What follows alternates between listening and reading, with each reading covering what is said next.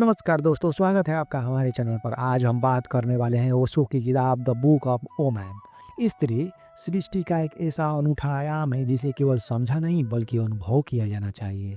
ओशो के शब्दों में स्त्री केवल एक शारीरिक संरचना नहीं है, वह एक ऊर्जा है, एक लय है और एक गहराई है। वह प्रकृति की सच्ची अभिव्यक्ति है जो निर्माण, पोषण और प्रेम का प्रतीक है। स्त्री केवल जन्म देने वाली नहीं बल्कि जीवन देने वाली है। वह प्रकृति का मूल है जो जीवन को अपनी कोमलता और करुणा से पोषित करती है। ओशो कहते हैं कि स्त्री का सार उसके होने में है, करने में नहीं। वह अस्तित्व के साथ गहराई से जुड़ी होती है और यही उसे विशेष बनाता है। ओशो इस बात पर जोर देते हैं कि समाज ने स्त्री को एक वस्तु में सीमित कर दिया है। उसे केवल एक माँ, पत्नी या बेटी के रूप में परिभाषित किया गया है, जबकि उसकी आत्मा असीमित है। यह प्रतिशतात्मक व्यवस्था स्त्री की स्वतंत्रता और उसके वास्तविक रूप को दबाने का प्रयास करती है। ओशो हमें समझाते हैं कि स्त्री को अपनी शक्ति को पहचानने की आवश्यकता है। उसकी कोमलता ही उसकी ताकत है। उसकी मौलिकता, उसकी रचनात्मकता और उसकी सहज बुद्धि से उसे अद्वितीय बनाती है। प्रेम स्त्री का स्वाभाविक गुण है। वह प्रेम को केवल एक भावना के रूप में नहीं बल्कि एक संपूर्ण अनुभव के रूप में जीती है। ओशो कहते हैं कि स्त्री के बिना प्रेम अधूरा है, क्योंकि स्त्री प्रेम की आत्मा है। स्त्री के सार को समझना केवल उसका सम्मान करना नहीं बल्कि स्वयं को समझना है। ओशो के अनुसार जब एक स्त्री अपनी आत्मा के साथ जुड़ती है तो वह पूरी मानवता को जागरूकता और करुणा का मार्ग दिखाती है। स्त्री का सार केवल उसका अस्तित्व नहीं बल्कि उसका अनुभव है। ओशो हमें बताते हैं कि स्त्री की ऊर्जा को समझने और उसे सम्मान देने से हम स्वयं के साथ भी जुड़ पाते हैं। वह केवल एक व्यक्ति नहीं बल्कि एक शक्ति है जो जीवन को एक नया अर्थ देती है। सृजन की शक्ति, द पावर ऑफ क्रिएशन। स्त्री सृष्टि की मूल सर्जक है। वह केवल जीवन को जन्म नहीं देती बल्कि उसे दिशा और उद्देश्य देती है। ओशो कहते हैं कि जीवन का यह सामर्थ्य स्त्री के भीतर एक दिव्यता के रूप में विद्यमान है। यह शक्ति न केवल एक शारीरिक स्तर पर बल्कि मानसिक और आत्मिक स्तर पर सक्रिय है। स्त्री का गर्भ केवल बच्चे का घर नहीं बल्कि एक ऐसा बीज का पालन है जो मानवता को आशा और नव जीवन का संदेश देता है। यह शक्ति ब्रह्मांडीय सृजन से जुड़ी हुई है। जब एक स्त्री अपने भीतर की इस शक्ति को पहचानती है वह एक साधारण व्यक्ति से एक सर्जक, एक निर्माता बन जाती है। सृजन केवल जन्म देना नहीं, यह हर छोटे से छोटे कार्य में व्यक्त करना होता है।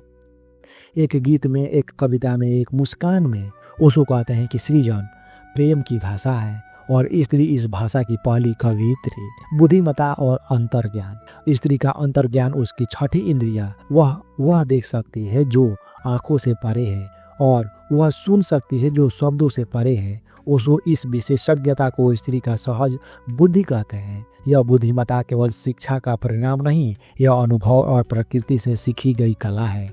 एक माँ अपने बच्चे के दर्द को बिना कहे समझ सकती है। एक स्त्री अपने प्रियजन की अनकही भावनाओं को पहचान सकती है। ओशो कहते हैं कि स्त्री के अंतर्ज्ञान में एक दिव्य चेतना छुपी होती है। जब वह इस शक्ति को समझती है तो वह न केवल अपने जीवन को बल्कि अपने आसपास की दुनिया को बेहतर बना सकती है। यह अंतर्ज्ञान ज्ञान और करुणा का एक संगम है। स्त्री का अंतर्ज्ञान हमें सिखाता है कि केवल तर्क और विज्ञान से जीवन को समझा नहीं जा सकता। इसके लिए भावना और अनुभव का सहारा लेना आवश्यक है। पालन पोषण की कला। पालन पोषण केवल बच्चों की देखभाल तक सीमित नहीं है, यह जीवन को संवारने और उसे पनपने का अवसर देने की कला है। ओशो कहते हैं कि स्त्री का यह गुण उसे प्रकृति के सबसे करीब लाता है। जब एक स्त्री किसी बीज को मिट्टी में रोपती है तो वह केवल एक पौधा नहीं उगाती बल्कि एक पूरी दुनिया को संवारती है। उसकी कोमलता, धैर्य और प्रेम हर जीव के जीवन का हिस्सा बन जाता है। ओशो इसे स्त्री का सबसे महान गुण मानते हैं। यह शक्ति न केवल घर परिवार तक सीमित है बल्कि यह समाज और मानवता को भी पोषण देती है। पालन पोषण हमें सिखाता है कि प्रेम और धैर्य से बड़ी कोई शक्ति नहीं है। यह शक्ति केवल स्त्री के पास है जो उसे ब्रह्मांड का द्वितीय हिस्सा बनाती है। सृजन की शक्ति, अंतर्ज्ञान की बुद्धिमत्ता और पालन पोषण की कला ये स्त्री का ऐसा आयाम है जो न केवल उसे खास बनाते हैं बल्कि पूरी मानवता को नई दिशा देते हैं। ओशो कहते हैं कि स्त्री का हर गुण जीवन को सजीव बनाता है। वह एक रहस्य है जिसे केवल प्रेम और सम्मान से समझा जा सकता है। बंधन तोड़ना, ब्रेकिंग द चेन। ओशो कहते हैं स्त्री की वास्तविकता स्वरूप तब तक नहीं चमकता जब तक वह उन बंधनों को नहीं तोड़ती जो समाज ने उस पर थोपे हैं। पित्त सत्तात्मक व्यवस्था ने स्त्री को सदियों से परिभाषित किया है। वह क्या कर सकती है, क्या नहीं, उसे कैसे जीना चाहिए और कैसे नहीं। लेकिन इन बंधनों के पीछे छिपी है उसकी असीम स्वतंत्रता। ये बंधन केवल बाहरी नहीं, ये उसके सोच, उसके सपने और उसकी आत्मा को जकड़ने वाले अदृश्य जंजीरें हैं। उसे सिखाया गया है कि उसकी खुशी दूसरों की सेवा में है। वह केवल दूसरों की छाया में ही फल फूल सकती है। ओशो स्त्री को आह्वान करते हैं कि वह इन जंजीरों को पहचाने और तोड़े। यह बंधन केवल समाज का हिस्सा नहीं बल्कि खुद स्त्री के भीतर बैठे डर और पूर्वाग्रह भी है। जब वह इनसे मुक्त होती है तो वह अपनी वास्तविकता को समझ पाती है, एक स्वतंत्र, शक्तिशाली और आत्मनिर्भर अस्तित्व। अस्त्रता और शक्ति। अस्त्रता को अक्सर कोमलता और कमजोरी से जोड़ा गया है, लेकिन ओशो इसे एक शक्तिशाली ऊर्जा के रूप में देखते हैं। स्त्री की शक्ति उसकी कोमलता, उसकी करुणा और उसके प्रेम में छुपी होती है। वह पर्वतों की तरह स्थिर और नदियों की तरह प्रवाहमान है। ओशो कहते हैं शक्ति केवल बाहरी ताकत नहीं है बल्कि यह एक आंतरिक स्थिरता और आत्म स्वीकृति है। स्त्री जब अपनी स्त्रीणता को अपनाती है तो वह सच्चे वह अपनी शक्ति को पहचानती है। स्त्री की सहनशीलता और दृढ़ता का अनूठा संतुलन है। वह संघर्ष से भी प्रेम का मार्ग खोज लेती है। उसकी शक्ति इस बात में है कि वह दुनिया को केवल जीतने की नहीं बल्कि संवारने की कोशिश करती है। पवित्र कामुकता।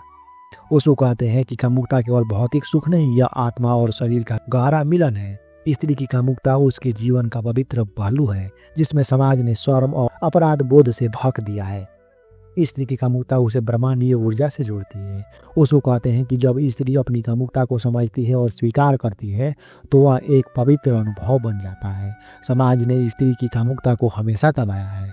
ओशो इस मानसिकता को तोड़ने का आह्वान करते हैं। वह सिखाते हैं कि कामुकता का सम्मान करना और इसे पवित्र मानना स्त्री की मुक्ति का पहला कदम है। ओशो कहते हैं कि जब कामुकता को प्रेम से जोड़ा जाए तो वह एक साधारण अनुभव से एक गहरी आध्यात्मिक अनुभव में बदल जाती है। यह स्त्री और पुरुष दोनों के लिए आत्मा की एक यात्रा बन जाती है। बंधन तोड़ना, त्रैणता की शक्ति को पहचानना और पवित्र कामुकता को अपनाना, ये स्त्री की पूर्णता की ओर उसके कदम हैं। ओशो कहते हैं कि जब स्त्री इन तीन पहलुओं को समझती है तो वह न केवल स्वयं को मुक्त करती है बल्कि पूरे समाज को प्रेम, करुणा और स्वतंत्रता का मार्ग दिखाती है। मातृत्व एक दिव्य यात्रा। मातृत्व केवल बच्चे को जन्म देने का कार्य नहीं, यह जीवन के सबसे गहन और दिव्य अनुभवों में से एक है। ओशो इसे एक ऐसा साधना मानते हैं जिसमें स्त्री सृष्टि के सबसे करीब होती है। जब एक स्त्री माँ बनती है तो वह केवल एक बच्चे को नहीं बल्कि एक नए संसार को आकार देती है। ओशो कहते हैं कि मातृत्व प्रेम का सबसे शुद्ध रूप है।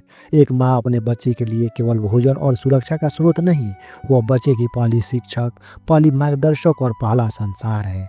समाज ने मातृत्व को अक्सर एक बलिदान के रूप में प्रस्तुत किया है, लेकिन ओशो इसे एक उत्सव मानते हैं। वो कहते हैं कि माँ बनने का मतलब है स्वयं को खोना नहीं बल्कि अपने अस्तित्व को एक नए रूप में खोजना। मातृत्व सिखाता है कि प्रेम बिना शर्त होना चाहिए। यह हमें जीवन के प्रति करुणा और कृतज्ञता का पाठ पढ़ाता है। रिश्तों में संतुलन, बैलेंस इन रिलेशनशिप। ओशो के अनुसार हर रिश्ता एक नाजुक नृत्य है। यह संतुलन का खेल है जहाँ दोनों पक्षों का समान रूप से पोषित किया जाना चाहिए। स्त्री इस संतुलन बनाने और बनाए रखने की कला में पारंगत होती है। रिश्तों में स्त्री को अक्सर उम्मीद की जाती है कि वह हर समस्या को सुलझाए और हर जिम्मेदारी निभाए, लेकिन ओशो बताते हैं कि रिश्तों का संतुलन तभी संभव है जब दोनों पक्ष एक दूसरे को समझे और सम्मान दें। एक अच्छा रिश्ता वह है जहां दोनों अपनी स्वतंत्रता बनाए रखते हुए सामंजस्य में रहते हैं। स्त्री को न केवल अपने रिश्ते को संवारने की जरूरत है बल्कि अपने लिए जगह बनाने की भी जरूरत है। रिश्तों का संतुलन केवल समझ और संवाद से संभव है। स्त्री की शक्ति इसमें है कि वह प्रेम और आत्म सम्मान के लिए इसे बनाए रख सकती है। स्त्री समाज की आत्मा है। वह केवल परिवार का केंद्र नहीं बल्कि पूरे समाज की नींव है।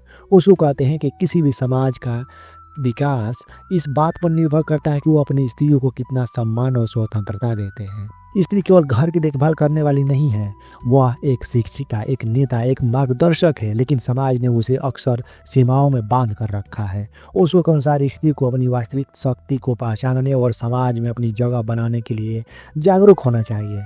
जब वह अपने भीतर की स्वतंत्रता को पहचान लेती है तो वह हर बंधन को तोड़ सकती है। करुणा और प्रेम के बिना कोई भी समाज पूर्ण नहीं हो सकता। वह केवल समाज का हिस्सा नहीं, वह उसका आधार है। मातृत्व की दिव्यता, रिश्तों में संतुलन और समाज में स्त्री की भूमिका, ये सभी पहलू स्त्री की अनोख शक्ति और गहराई को दर्शाती है। ओशो कहते हैं कि स्त्री केवल एक व्यक्ति नहीं, वह एक शक्ति है जो समाज में न केवल पोषण देती है बल्कि उसे नई दिशा भी सिखाती है। स्वयं से प्रेम और स्वीकृति। स्वयं से प्रेम करना स्त्री के सबसे पहला और सबसे कठिन कदम है। ओशो कहते हैं जब तक स्त्री अपने आप से प्रेम नहीं करेगी, वह किसी और के लिए प्रेम का स्रोत नहीं बन सकती। समाज ने स्त्री को हमेशा दूसरों को प्राथमिकता देने का पाठ पढ़ाया, लेकिन अपने भीतर के अस्तित्व को स्वीकार करना और उसे संवारना ही असली स्वीकृति है। ओशो के अनुसार स्वयं से प्रेम का मतलब केवल आत्मसम्मान नहीं, इसका अर्थ है अपनी कमजोरियाँ, अपनी असफलताओं और अपने अनजाने पहलुओं को भी गले लगाना। यह जानना कि जो आप हैं वह पूर्ण और सुंदर है। स्त्री को सिखाया गया है कि वह दूसरों की अपेक्षाओं पर खरा उतरे, लेकिन ओशो का संदेश है कि सच्चा प्रेम तभी संभव है जब स्त्री पहले स्वयं को स्वीकार करे। यह स्वीकृति उसे दूसरों की अपेक्षाओं से मुक्त करती है। विद्रोह की आवाज़। ओशो के अनुसार विद्रोह केवल लड़ाई नहीं, यह जागरूकता का एक आंदोलन है। जब स्त्री अपनी आवाज़ को पहचानती है और उसे मुखर करती है तो वह न केवल अपने लिए बल्कि हर उस स्त्री के लिए खड़ी होती है जो अब तक चुप है। ओशो बताते हैं कि स्त्री की चुप्पी उसकी सबसे बड़ी कैद रही है। यह चुप्पी उसकी इच्छाओं, उसकी आज़ादी और उसकी पहचान को दबाती आई है, लेकिन विद्रोह की आवाज़ उस चुप्पी को तोड़ती है। यह विद्रोह केवल समाज के खिलाफ नहीं बल्कि उन मानसिक सीमाओं के खिलाफ भी है जो स्त्री के अंदर घर कर गई है। यह एक पुकार है अपनी स्वतंत्रता, अपने अधिकारों और अपने सपनों के लिए। अगर आपको वीडियो पसंद आया तो इसे लाइक करें और हमारे साथ जुड़े रहने के लिए हमारे चैनल को सब्सक्राइब करें और इस वीडियो को अपने दोस्तों के साथ शेयर करें। तब तक के लिए बहुत बहुत धन्यवाद।